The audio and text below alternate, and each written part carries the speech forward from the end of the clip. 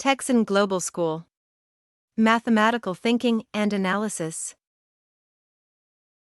In this class, a theorem is presented which, apparently, is proven.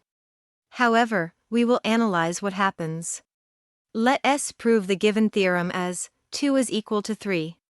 If we define the variable a as 2 and b as 3, then the following equation can be presented, where a equals b minus 1. Then, multiply both members by the identical factor a minus b.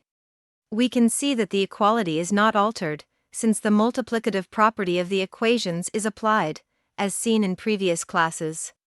Now, develop the polynomials obtaining a squared minus a b equals a b minus b squared minus a plus b.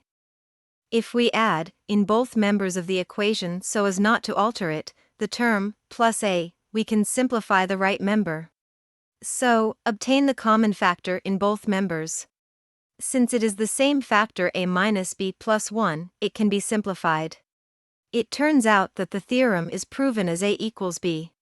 This implies that 2 is equal to 3. But then what happened?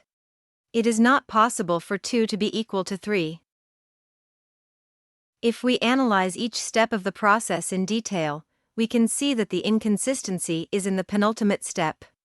Apparently, we can simplify the common factor. However, instead of managing variables, substitute the values of a equals 2 and b equals 3. We can see that that factor is a 0.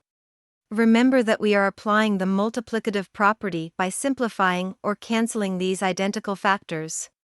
That is, we multiply the entire equation by the multiplicative inverse. This means that the result of 0 over 0 is undefined when multiplying by 1 over 0.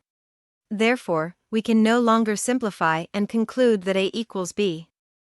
This is the beauty of mathematics. If any inconsistency is found, we must perform a more detailed analysis, since each step must be perfectly justified.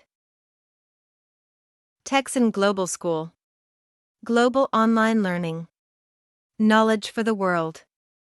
www.texanglobalschool.com